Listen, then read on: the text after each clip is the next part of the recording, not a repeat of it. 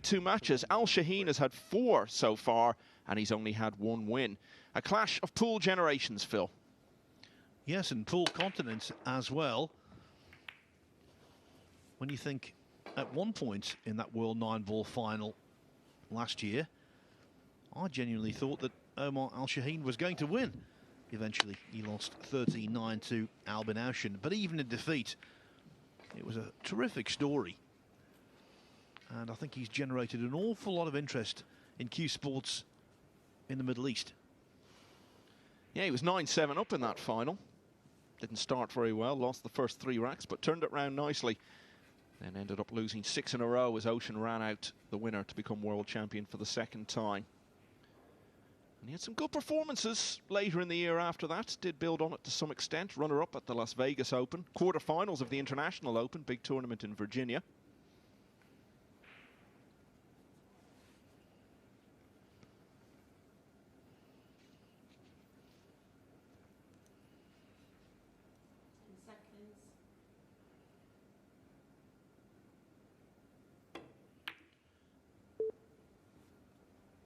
It doesn't matter what you've done, it is always perennially a formidable task to overcome Shane van Boening, regardless of the length of the race.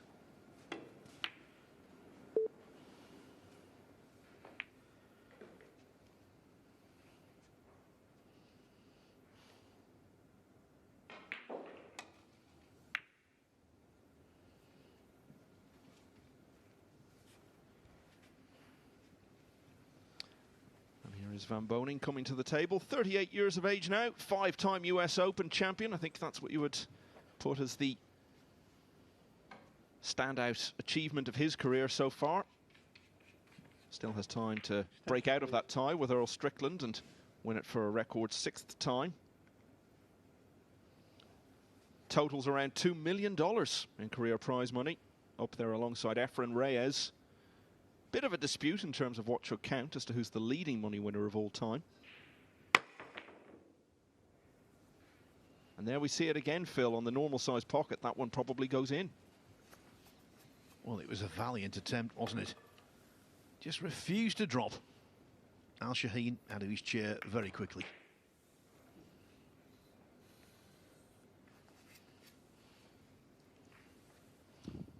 For him now, this year, it's all about trying to build on the strides forward that he made in 2021. And even over a race to 5, claiming a scalp like Shane van Boening. It's just another little step in that direction.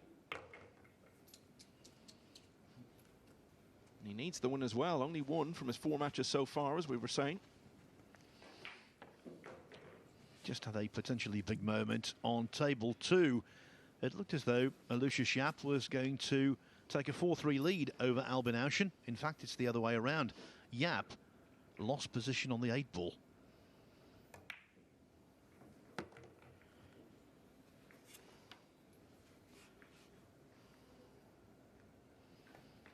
Yeah, so now 4-3 to Ouschan there, and he's looking to make it 5 wins out of 5.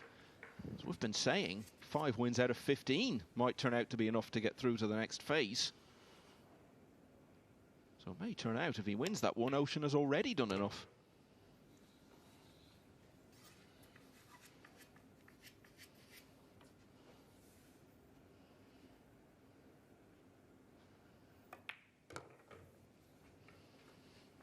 And Shaheen has surely done enough here.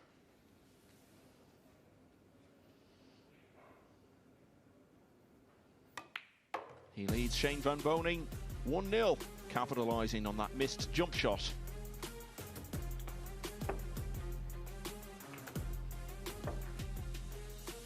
Now I think we're going to have a look next door. Oh, we're actually going to hear from Omar Shaheen. Well, lately I've been not playing a lot of pool, but I've been studying a lot, reading a lot of books, changing a lot of things for like the next 3-4 years in the game. It's a big event, a lot of monster on it. I know I'm capable of winning it, but I'm just gonna take it like 1 ball at a time.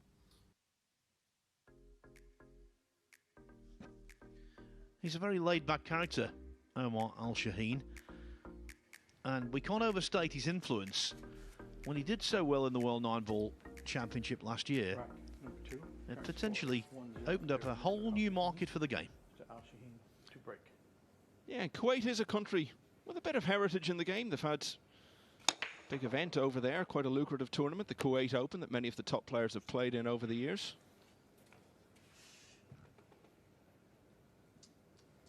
Well, look at this, 3 balls down off the break, and I think he's got a shot at the 2.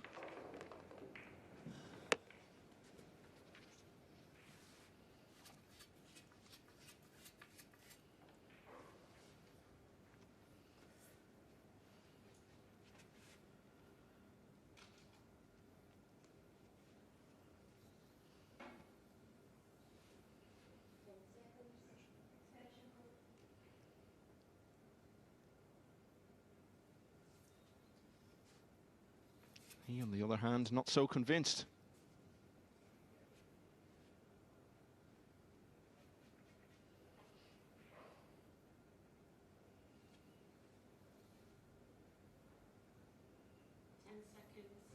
Push out called.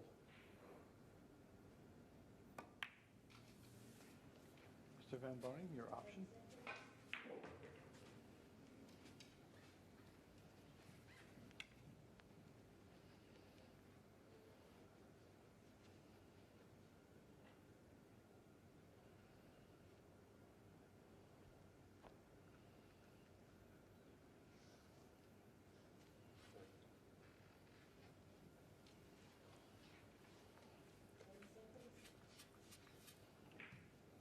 Al-Shaheen back at the table.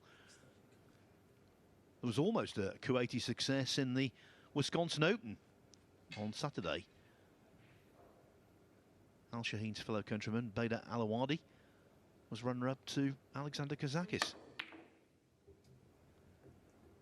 Well, that was asking a lot, wasn't it? He took the aggressive mindset. The 2 was a really tough pot.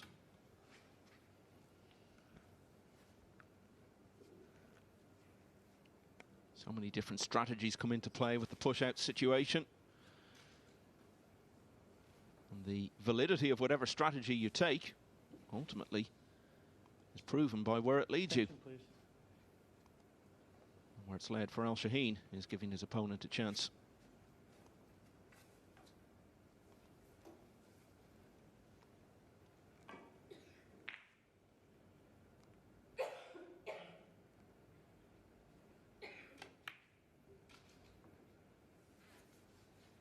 But in the long run, perhaps it's going to work out for him. This a much more realistic look at the 2.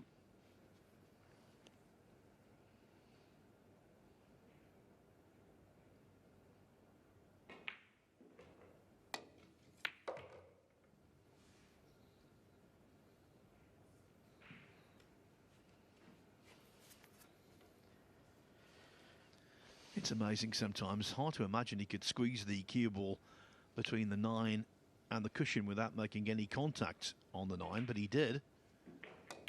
And now this is prime position.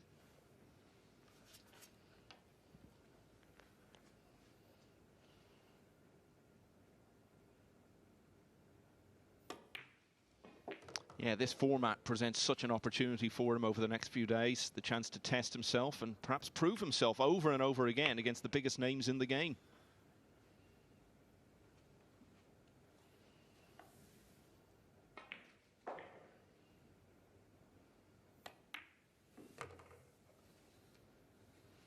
And so far, he's proven himself pretty well here. The push-out situation ultimately played out in his favour. And from there, Omar Al-Shaheen has gone on to establish a 2-0 lead over Shaheen Van Boening. Still relatively early stages, different story next door though. Looks like they're heading for a hill-hill finish between Albin Ouschan and Aloysius Yap. Man from Singapore, 2 balls away now.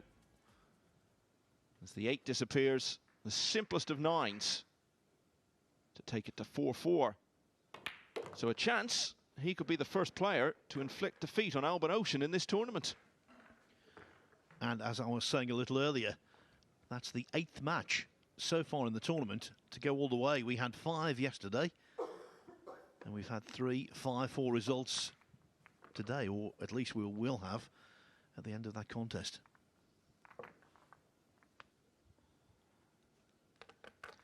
And we must emphasize that even though someone's looking very comfortable to make the leading 10 players, you want to keep your foot on the pedal because results carry over.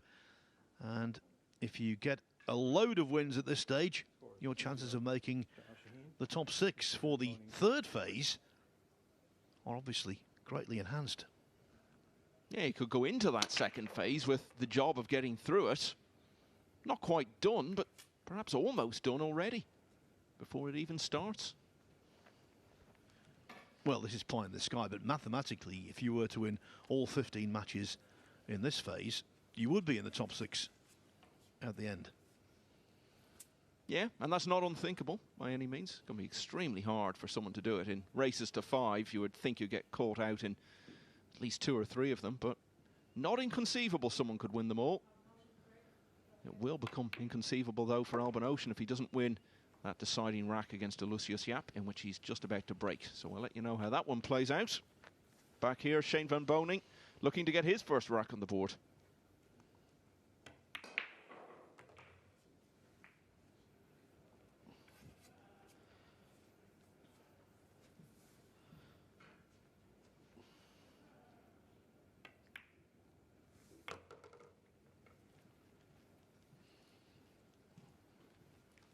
Didn't do as well as he would have liked in the real standout, biggest events in the game in 2021.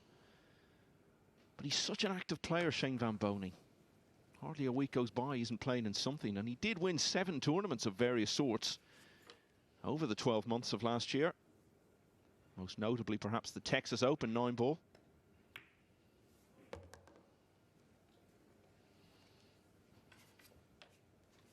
Well, they say everything is bigger in Texas, so that's a big title. Won over 100 tournaments in his glittering career. And now he's won this rack. Shaheen van Boening closes to 2-1 down against Omar Al-Shaheen.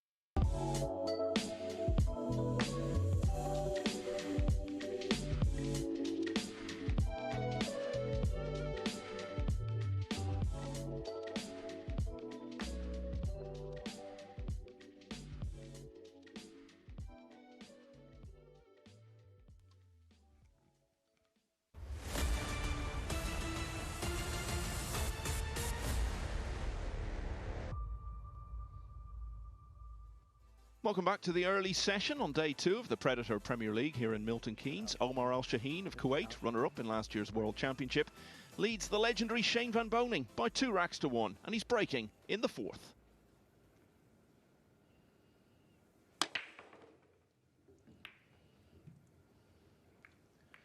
One of those players who throws himself at the balls when he's breaking off, body and soul. Now look at this, a 100% record, Albin Ouschan, surely about to be retained. Has the 9-ball to complete a 5-4 win over Ouschan, who descends into deeper trouble. Yeah, it's only 1 win from 5 now for Yap. He'll be disappointed. That was perhaps a real chance to turn his campaign around. And he goes straight from that into his next match, which follows on that table and doesn't get any easier. He's playing another of the biggest names in the game, Joshua Filler. But as for Ouschan, 5 wins from 5. Well, that was very early stages. I think we can pretty much say we're going to see him in the next phase, because 5 wins may well be enough. I think 6 pretty much guarantees your place, so you would have to lose every remaining match. Extension, please. Well, with regards to that guarantee, he could do it later on today. He plays Eklenkachi on table 1, 4th up in the next session.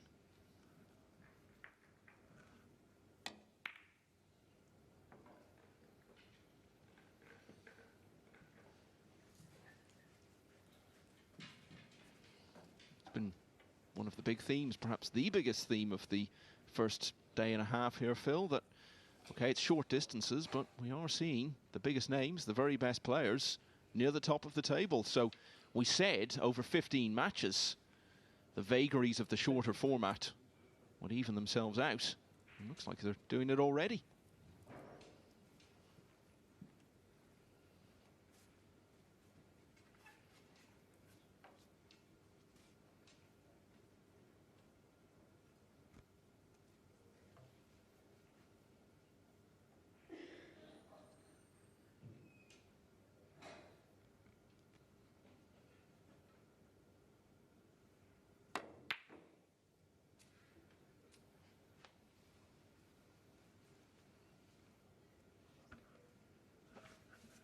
That is the type of shot rendered much more difficult by the narrow pocket entrances.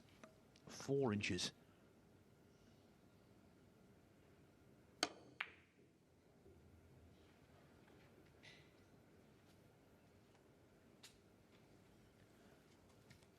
Well, Shaheen had something of a flail at that.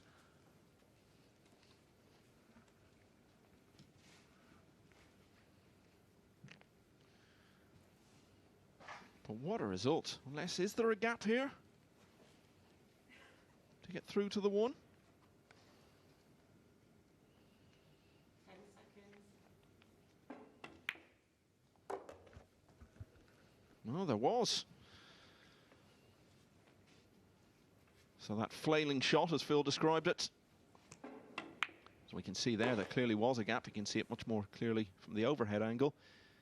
The flailing shot really did cost Omar Shaheen.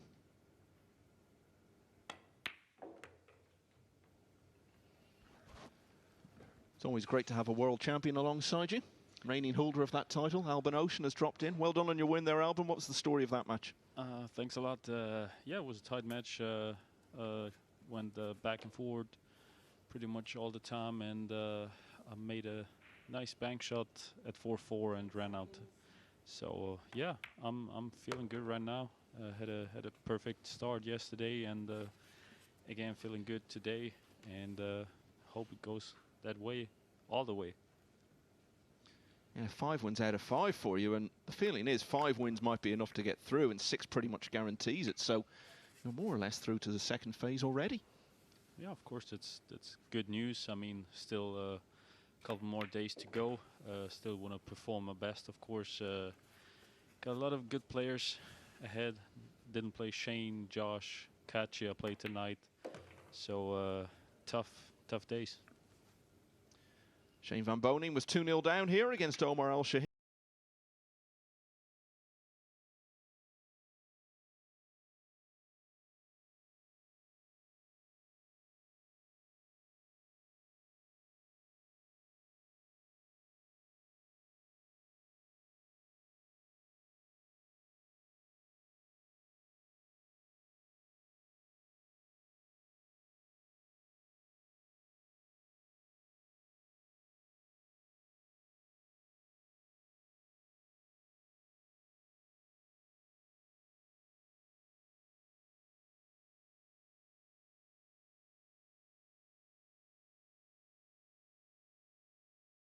with jet lag a little bit, so it's gonna be tough for them, tough long days for them, and I hope they can still play their best pool and maybe qualify. It's all very different to last year when we were here around this time for the Championship League, and those first 6 days just became such a struggle for you to get through. But in the end, all those matches stood to you, really. Well, I think I never had so many ups and downs in my entire career yet, and that was only at one tournament and 52 matches. It was roller coaster, and if I look back, it was just an incredible run. Yeah, you won it after 52 matches, but it's a rebrand and a new format. It's the Premier League, and that's going very well for you now. 2-2 here in this one. Yeah, he will really hit the break hard. I think it's not really necessary if you look back at the match of David, where he just tries to pop the cue ball of Skylar. I think it's not necessary to break that hard. Not sure if he's gonna go for it. Maybe even try to bank it.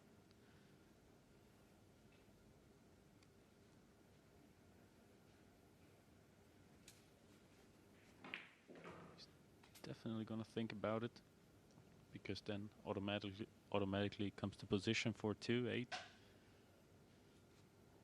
Might go for the bank, because the cut to the corner pocket is very, very tough, especially with those tight pockets. Extension. Extension, please.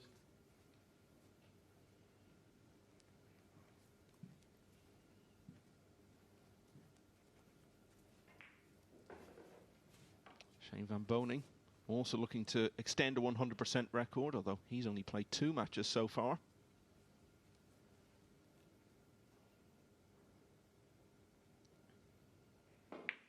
Seems like he's going for a cut.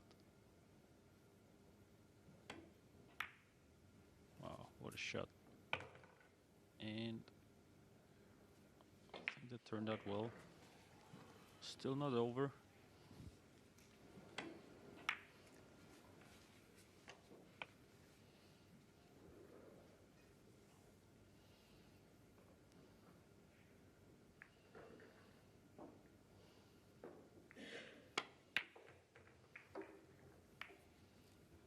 That's what we call a hit and hope, and didn't work out well.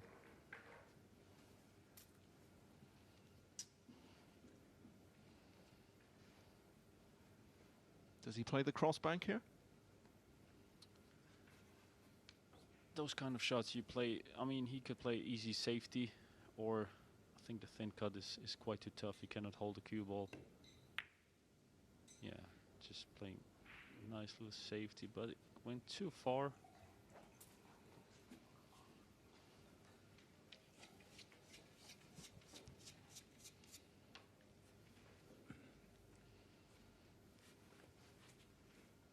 Let's see what Omar can do. I think what I saw in the previous match is not feeling very confident right now.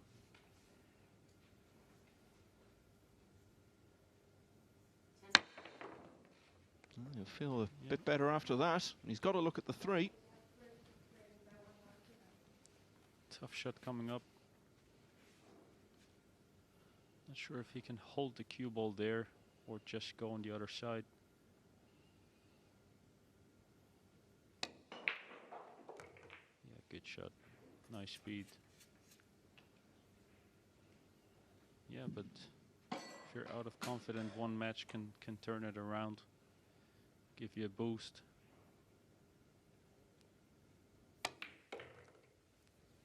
Yeah, and if it comes against a player of Shane van Boning's stature, so much the better. If you can beat him, you'll feel you can compete against most players.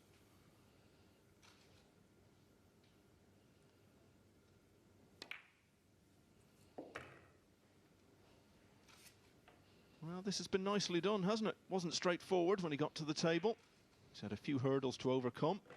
Yeah, 2 great shots in a row. And, wow. That was a little body movement there.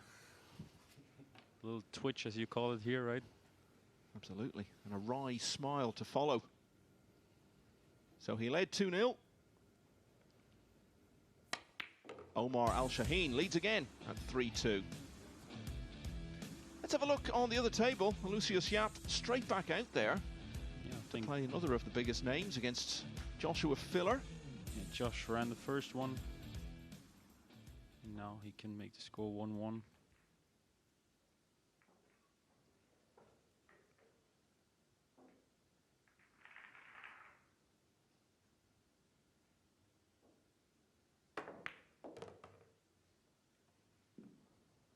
Got to ask you about 2021, Alban. Best year of your career so far, I'm sure you'd agree. Was there any particular reason for that, or was it a case that you just managed to find your best form at the right times?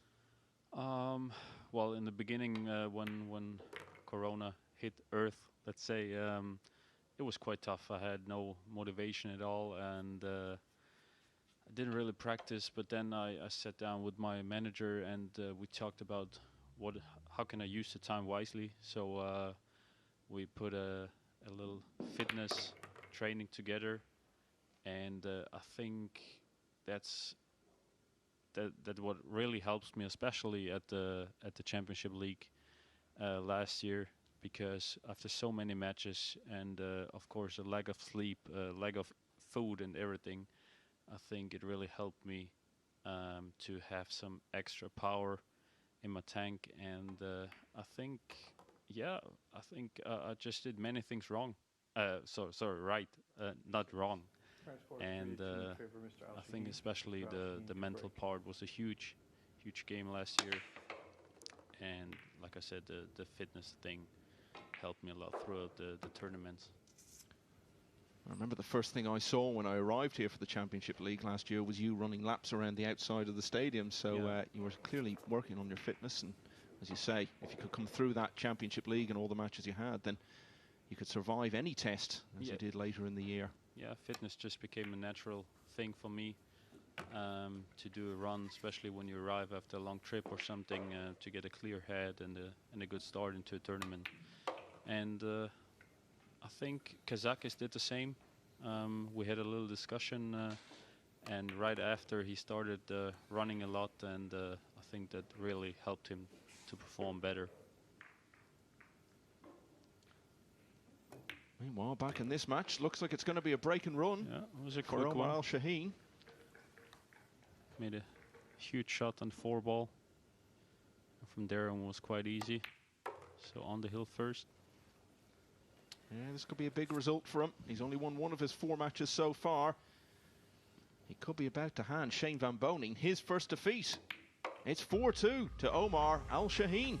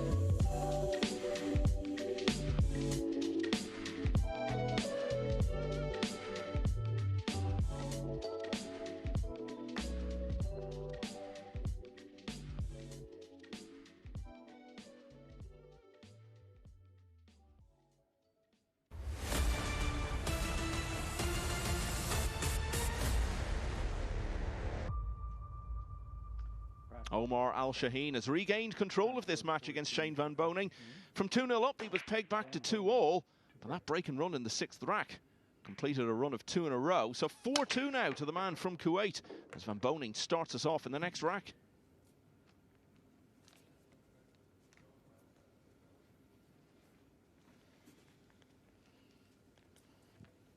And we're going to have a look very quickly at events over on table 2. This is Joshua Filler, golden break in the match against Lucius Yap.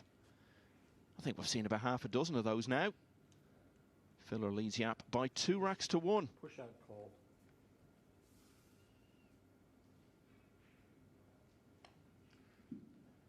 Meshko Fortunsky Shaheen, you're had a up. golden break with his very first shot of the morning. Oh, he still ended up losing to Joshua Filler.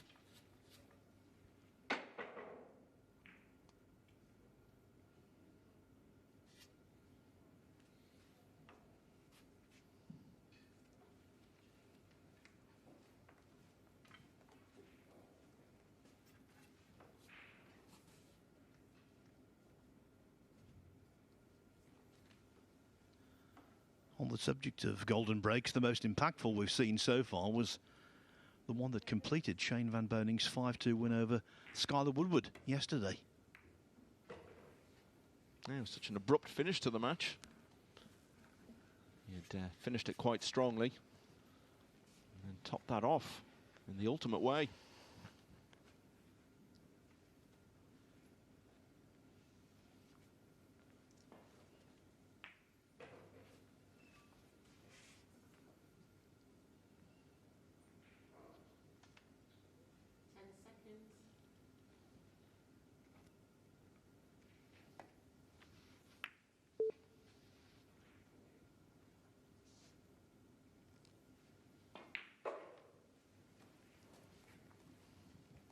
Mentioned Shane van Boening and his record equaling 5 US Open titles. So perhaps surprising he's not won the World Championship. There have been times in his career when that was considered very much second best to the US Open. But I think now, since it's come under the control of Matchroom again, the World Championship is seen pretty much on a par with the US Open at the very least. Still time for him to correct that surprise omission in his CV.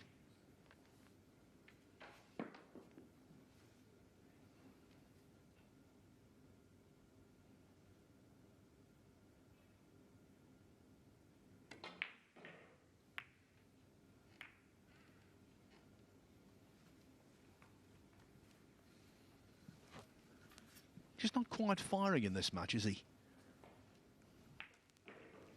No, and his body language isn't good either. We saw a little bit of it there again as he walked away from the table looking quite disconsolate.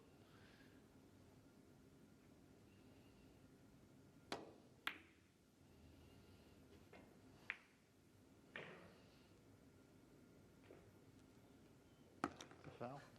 He'll feel a bit better now, though, as he returns to the table. This is a bit of a gift. I couldn't work out there whether the cue ball was still moving. It was absolutely on the edge in more ways than one. Just about had enough momentum to fall.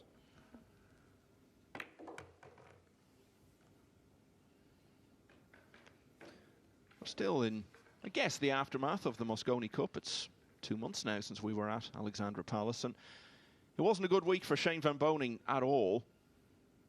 But I think he struggled, even a player of his experience, under the weight of expectation. He ended up playing so many matches there, was called upon time and time again, and I think he felt that weight of expectation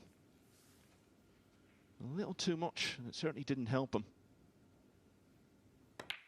Remarkable to think he's played in the last 15 Mosconi Cups. He's only been on the winning team in 3 of them, and his own individual record isn't great, even though he's now played more matches within Mosconi Cups than any other player in history.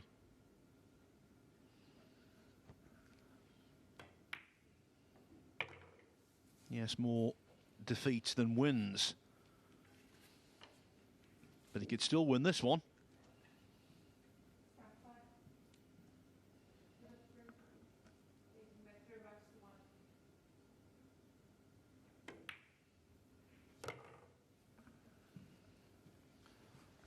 Good news for Al Shaheen is that he'll be breaking in the next rack.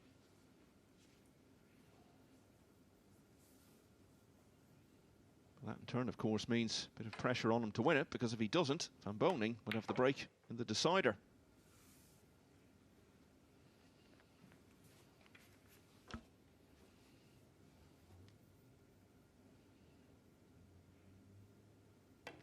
Looked inevitable, didn't it, once he got ball in hand, and Shane Van Boening has duly delivered. He now trails Omar Al Shaheen 4 racks to 3. Another look next door, Joshua Filler cruising along in this league so far. And it's pretty much a similar story in this match, because he's in play with a chance to go 4-1 up on Aloysius Yap, who, if he loses this, will be in a situation of played 6-1-1. Still some margin for error after that, but not a huge amount if he's to make it through. Yes, so while Shane Van Boening's 100% record on table 1 is under threat, on table 2 right now, that's not the case for Filler. Yeah, he'd join Ouschan on 5 out of 5 if he takes this one.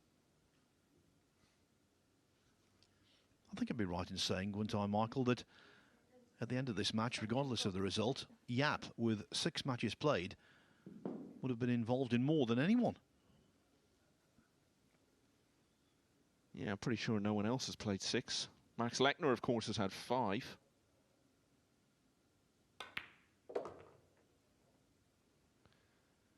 He doesn't probably feel too involved in that match at the moment. Right. Filler looks to be having things largely his own way. Not quite so for Omar Al Shaheen, but he is leading. Massive shot this break at 4-3.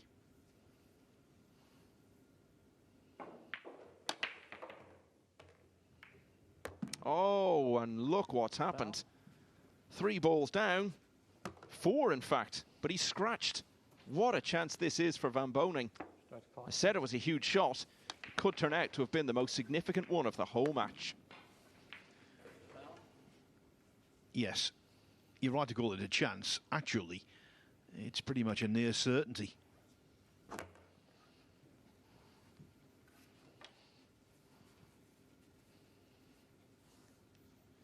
How quickly it can all turn around, Phil. Just a few minutes ago, Al Shaheen was on the cusp of what, even over the race to 5 distance, would have been a significant victory in his career.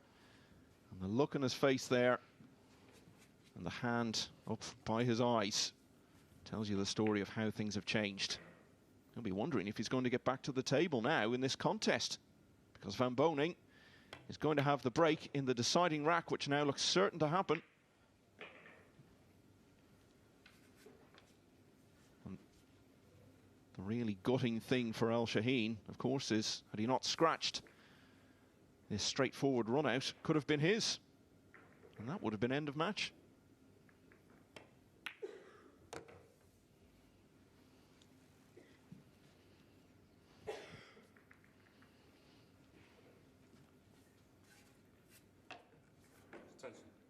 Attention, please.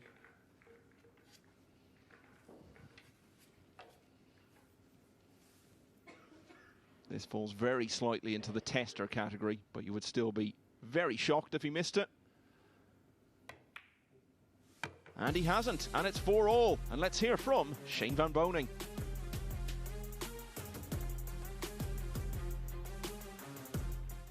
You know, I'm not really a fan of, short races. Short races is just, you got to make sure that you don't miss any shots, make any mistakes, and you just got to play the best you can do. I think it's a benefit for better players. Usually the better players will be on the top in every tournament, playing on 4-inch pockets. Always the benefit for better players.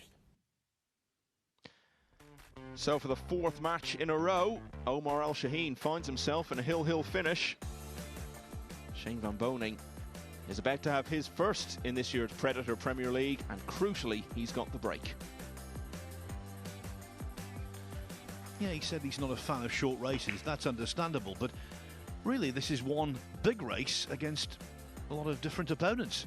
That's how you've got to view it. Yeah, exactly. Couldn't have put it better. It adds up to a huge number of racks played. And I think you can pretty much say the 10 best players over the 5 days will be the 10 who get through. Yes, there might be the odd unlucky result and the odd surprise along the way. Here we go then.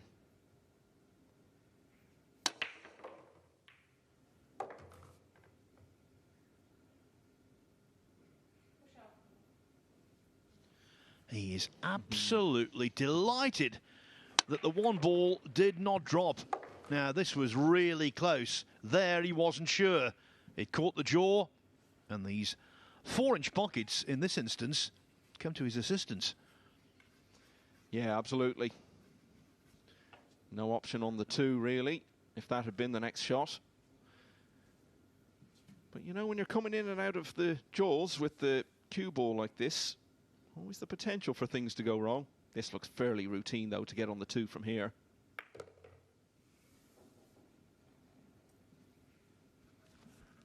Didn't try anything outlandish, especially with the red 3 ball in mid-table. If this goes in, you fear for Shaheen.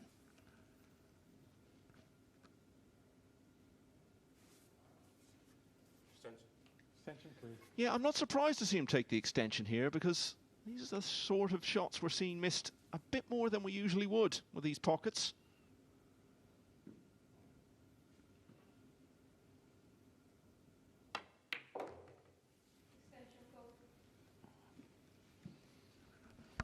That was centre cut.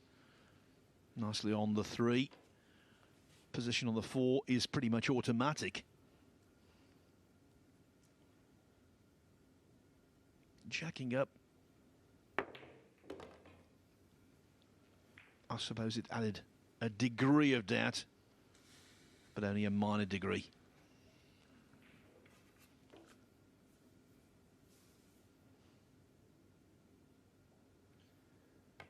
So, well, Shaheen's worst fears look set to be realised here.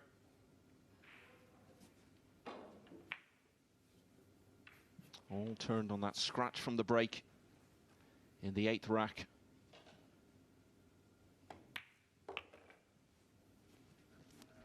And isn't it amazing, Michael?